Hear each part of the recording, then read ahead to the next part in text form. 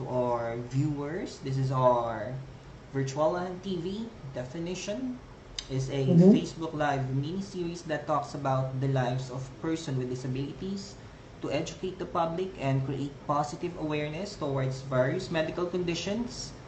Twice a month, every Monday, we will invite guests to talk about his disability, so the next time you encounter such, you will know better. And remember, inform citizens, create inclusive societies. Now is the time to redefine and reimagine how people see disability through Virtualahan TV. Guys, I'd like you all to welcome Virtualahan's founder, Ryan Gersava. Take the floor, coach. There you go. Good evening, madlang people. Good evening, Virtualahan. Good evening, awesome people. Come to our Facebook Live mini-series. This is a pilot episode of Virtualahan TV, where we're going to talk about various medical conditions. Coach Billy briefly introduced the whole idea of Virtualahan, and we would like to welcome you. And thank you so much for joining us this evening. So, um, just a very quick roll call of like the people who's joining our live session today. I'm seeing Raj. I'm also seeing Fam. Kaway kayo dyan in our sa ating mga viewers. Erica all the way from New Jersey. Hello, Erica. Anna May is also watching our Facebook Live today. So, very quickly, comment kayo. Say hello and where are you currently watching from? Para malaman naman natin who are the people inside our Facebook Live today. Mm-hmm. So, Coach Ryan, sa also, mga... just to cut you, I'm sorry in that one. Guys, Uh-huh. let us know ha, if ever na may issue sa audio, just in case hindi nyo kami Right. madinig, or hindi nyo madinig, mahina yung voice ni Coach Ryan nyo, or ako, please let us know, ha? Yes, that's very helpful kasi we attempted to launch this pilot episode yesterday, but unfortunately, we got some technical difficulties. And so if you can see Coach Billy and I like trying to get into our phones and trying to listen to ourselves, it's because yesterday we had some technical glitches and the audio didn't work quite as well. But hopefully this time we have a perfect technical condition and you guys can hear us properly. So, ayun. Good evening sa inyo and good morning sa mga taga East Coast naman. It's 8 in the morning here in Argentina. And I'm very happy to join Coach Billy in our pilot episode where we're going to explain what Virtualahan TV is all about. What do we wish to accomplish with this? And then how does it relate to the long-term vision that we set for Virtualahan? So for people who doesn't know me yet, my name is Ryan. I'm the founder of Virtualahan, and Virtualahan is a tech social enterprise. And what we are doing is we are building an ecosystem for persons with medical, psychosocial, and physical disability to thrive.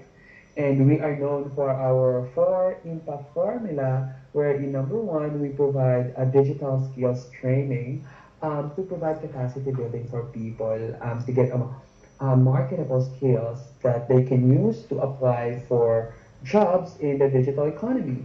We also provide employment support to our successful graduates and entrepreneurship support as well, helping them to start their own businesses. So that's the second impact formula. Third impact formula is our life coaching and well-being session, where we have an in-house psychologists and community builders that provides personality development courses and other professional help to help you with your mental health needs.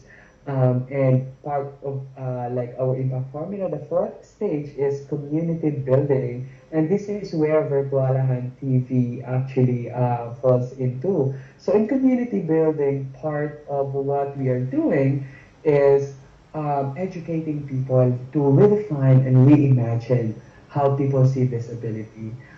for the longest time, disability seen as something very negative, and people don't want to associate themselves with it.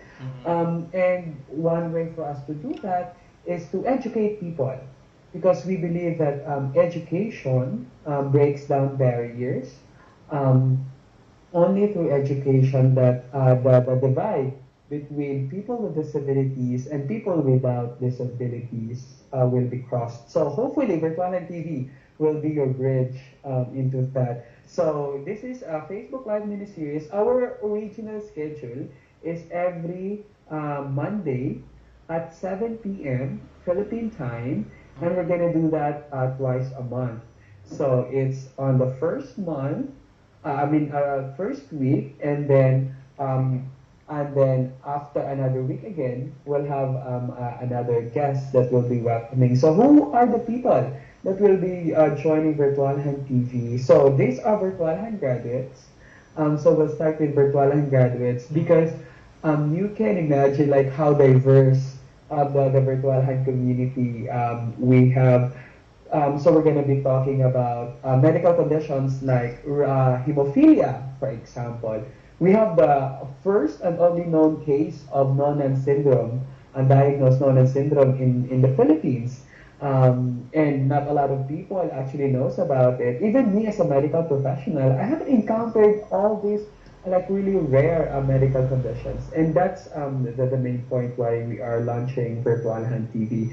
So different autoimmune diseases, also like different psychosocial disability, getting more understanding what really is schizophrenia, for example, what is autism, what is severe anxiety disorder, and how is it different from panic attacks, or different physical disability. Now, what we only see right now is that people who are in wheelchair. But what is it really to live in a wheelchair? What's the difference between a wheelchair user who is using wheelchair since pagpanganak pa lang, to a wheelchair user who only uses wheelchair after an accident, for example? Because those are like different perspectives. So we're gonna flash them out, and to get a full understanding of this, and we're gonna talk about this from the person who is actually affected by that condition themselves. So do not take it as like a professional prescription, for example, because it's very subjective. It varies from one person to another, and our objective is to educate.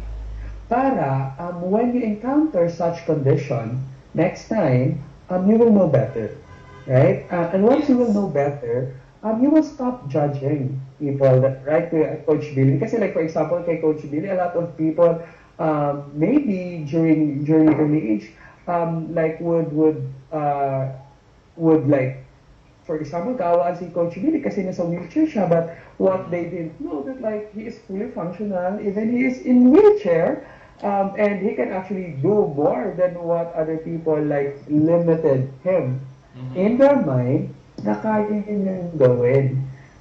But if si Coach Billy mismo yung magsasabi na kaya kong akitin yung stairs na yan, like for example, or kaya kong gawin to, kaya kong gawin yan, pero ito naman yung hindi ko kayang gawin. So hindi naman tayo mag-focus into like one side of the conversation. We're also gonna educate what are you capable of, as well as your limitations. Because we have to admit, that's why the term is still called disability, because there are certain limitations pa rin na kapaloob into the different condition that we have. And so, yeah, before I continue, we have joining us as well is Ryan Navarro. Good evening. Raven from Cagayan de Oro. Hello, Raven. Charles. And hello, sino si Shoden San? Ano yan, Coach Ryan, yan ang aking parang acting manager sa mga There you events. go. Ano siya, he's a professional videographer and he's a co-owner of Shoot School. Also an admin with IPMC, one of the community online. Hi, Direk Shoden, he's a director. Good evening, Direk Shoden. Thank you for joining us. Celebrity status talaga itong host natin this evening.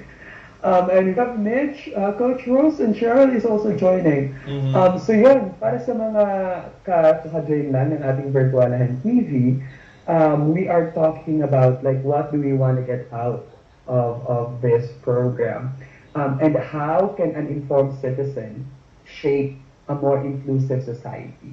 Coach Ryan, also, And just to add about what mhm, you're currently discussing, guys, the Virtualahan TV is meant not just for people with disability or with chronic illnesses. It's meant for mhm, everyone. Actually, its aim is really exactly. to act like a bridge Mhm, from people who are currently with difficult situation like the PWD or those who have disability and other chronic illnesses, and to those who doesn't have. The objective is for people to understand more about our situation. Okay, correct. also for those who are not disabled, the Mhm, objective is for you to be able to learn.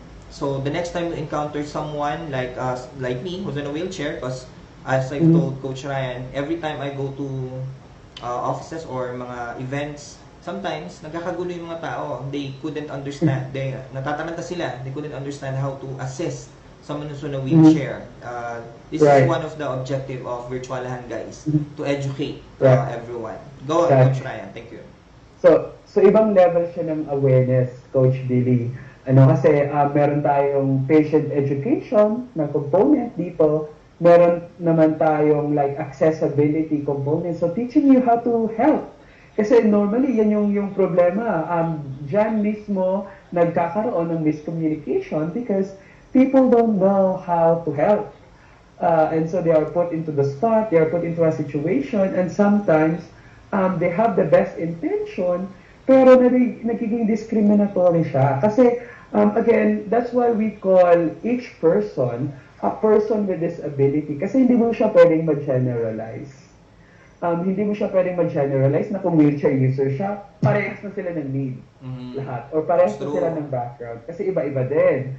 Right? So that's why we need to really individualize it. And we'll use this platform as well para naman para to give light on those issues, especially sa mga employers, no? We are talking about the audience that we are targeting now, Coach Billy, so isa-isahin na natin. So mga Mm-hmm. future employers, now you're still wondering how to employ persons with disability in your workplace, then Virtual TV can be like your, nasa traffic kayo, or like nagpre-prepare kayo for dinner, pwede nyo Mm-hmm. i-plug sa Virtualan TV chat twice a month, then you get free information right in your fingertips para you are better informed. Plus, yung maririnig nyo galing mismo sa person who's really affected by it. And yes, if you have questions and if you have if you have mga concerns that you Mm-hmm. want to raise, if you have a specific medical condition na gusto niyo ding matutunan, na We can gusto niyo tap in, i-feature natin yes. dito sa Virtual TV, let us know kasi we're still on the process ng pagkakapay ng mga topics natin. Mm-hmm. So it would be helpful if you can make suggestions naman on which topic are we gonna discuss at Virtualahan TV since um, again, we have a very diverse community at Virtualahan, but Mm-hmm. what is relevant to you, we'll put that into priority para mas early nyo makuha yung information. You are better informed early. You can be more champions.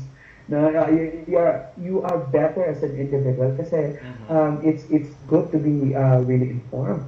And yun, so talking about the different audience, Coach Billy, isa din sa mga huge audience na gusto talaga din natin i-hit dito is the pan-disability Mm-hmm. community. Ayun. Kasi normally how it works is that if you are, for example, you're a person in a wheelchair, Mm-hmm. it's not a default process na alam mo na yung disability ng someone with psychosocial, for example, Yes, or yes, that's true. someone who is deaf, or someone with hemophilia, right? Mm-hmm. And so part of that is creating a mutual understanding among ourselves in the disability community para tayo mismo, we are inclusive within our community na hindi hindi din tayo gumagawa ng indirect discrimination within ourselves, and we can create a union, a coalition. Um, and that is especially important kasi, again, as I've mentioned, no, what we want to do is to redefine and reimagine how people see disability. For example, medical disability, those with chronic medical condition, right now are not considered as like a person with disability, or are also afraid to identify themselves as a person with disability kasi nga of the negative connotation that all of us have with the word disability. Right? And because of that, hindi ka nakakakuha ng benefits. For example, kung may persons with disability ID ka, plus you have a lot of internal struggles on how to embrace your condition. Kasi nga, yan din yung nangyari sa akin. Diba? It took me so long to actually realize and then to actually admit to myself that yes, I have a limitation. And also, what are the challenges and opportunities na nakapaloob naman to each? For example, wala kang mobility issues, pero you have a deadly virus on your blood. One can be discriminated from work. One cannot be discriminated from work. They face different challenges, but we are on the same umbrella, for example. And the only way for us, kasi we're always pushing for this disability rights, that ganito, ganyan. Pero sometimes hindi din natin nauunawaan yung mga sarili natin. And so we need to be more strategic into like actually doing that. So yun yung mga major objectives na meron tayo sa Virtualahan TV. And we hope that we give light to every issue. So it's gonna be like 20 to 30-minute conversation per episode. We want to make it as interactive as possible.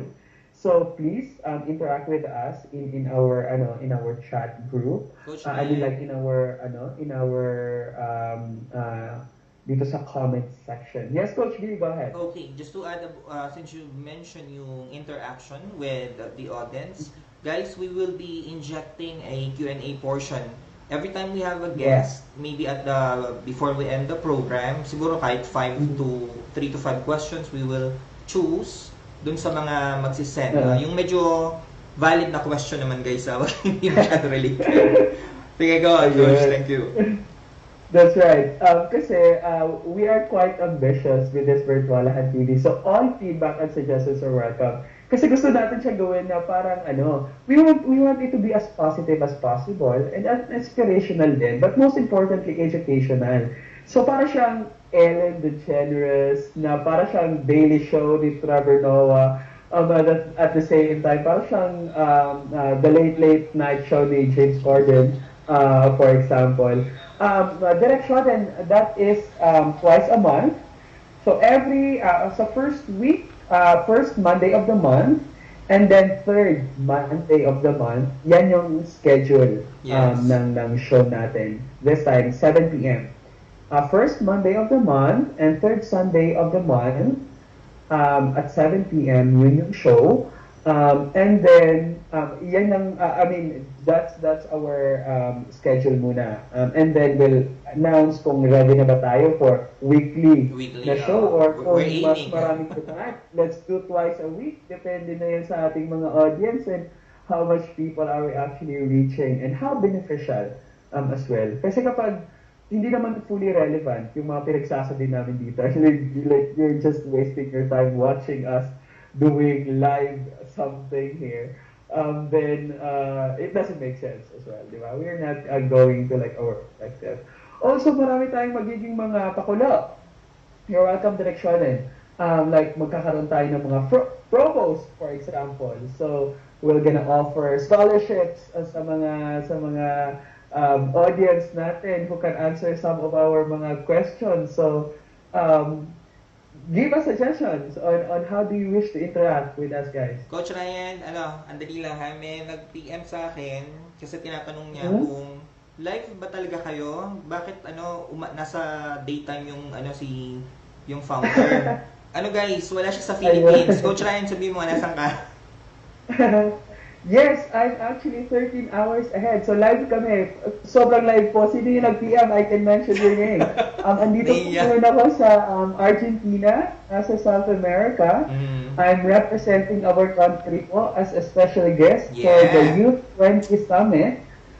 They are for the gathering ng mga G20 countries. So we are drafting policy recommendations, action plans, and proposals that we will then hand over to President Trump, President Macron, the members of the G20 countries.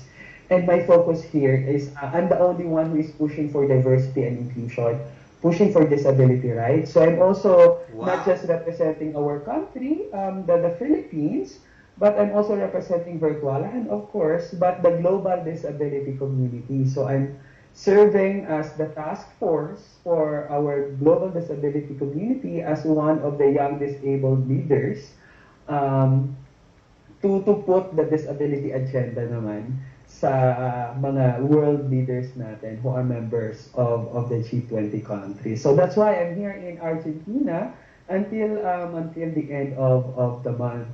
There's like a lot of work that needs to be done, you know, pero I'm glad that we invited us para naman feeling ko na ano na sila kasi like since our previous sessions I was always pushing kasi ako lang tapos yung nagpo-push ng disability and diversity and inclusion and people don't understand, so napaka tough siya na problem kasi normally magugrupo-grupo sila, yung iba ito climate change lahat ito ito, gender equality, for example, kapag diversity and inclusion, kapag disability na yung pinag-uusapan, mahirap nang kumuha ng mga supporters, ganun. But still, laban tayo. It's a great indicator that they recognize the problem, but we need more understanding, and we need more awareness.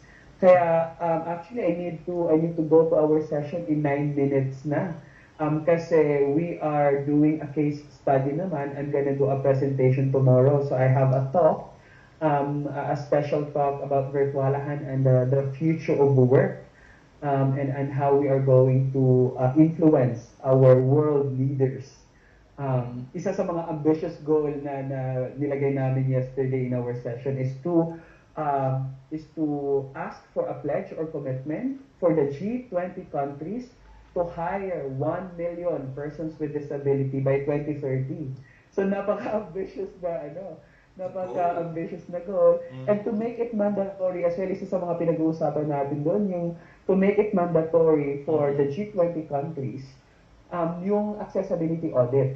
Which means, bago maaprubahan yung kumpanya mo, when you register a business, di ba ngayon, we have like health and sanitation, for example, fire safety, occupational safety, dapat accessibility kasali siya.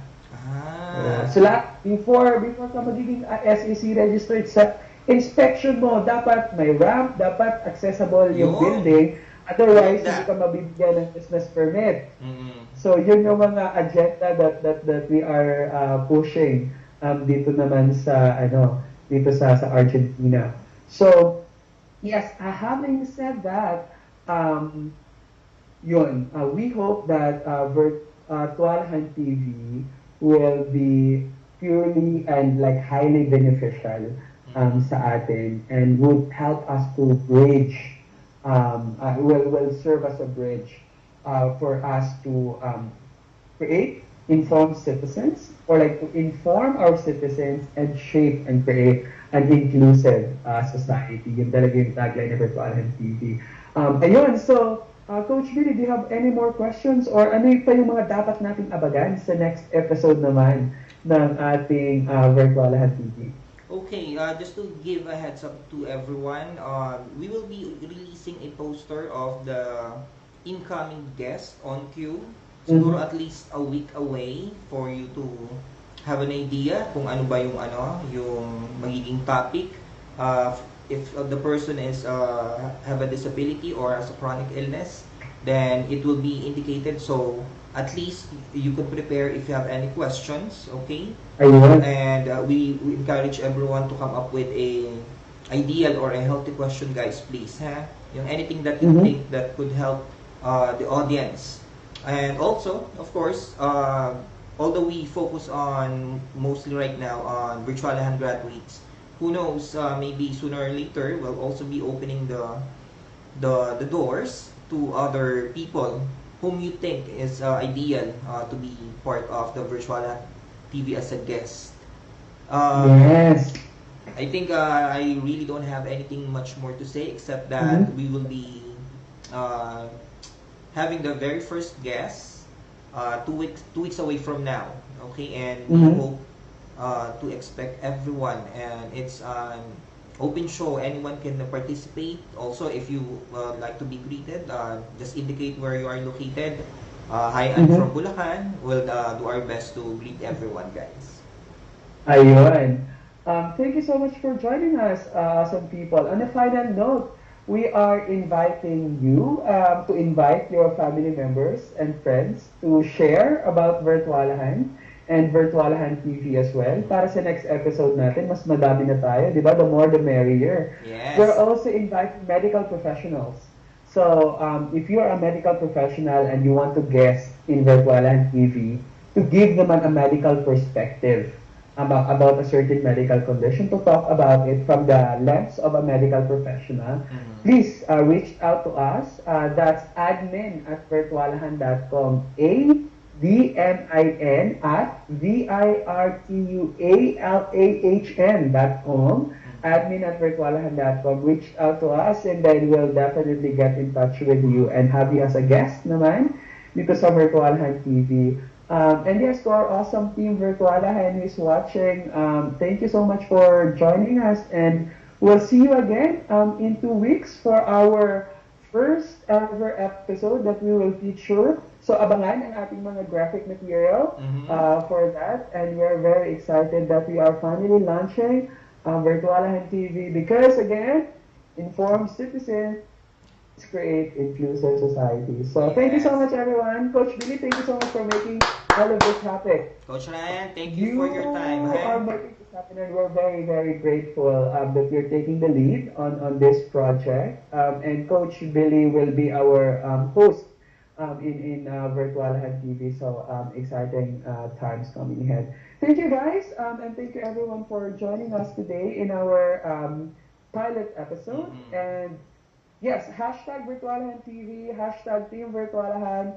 Share the news, spread the word, and I'll see you in our next episode again with our very own host, Coach Billy. Thank you guys. Bye-bye. Have a Bye-bye, great day. everyone. Bye, Coach Ryan.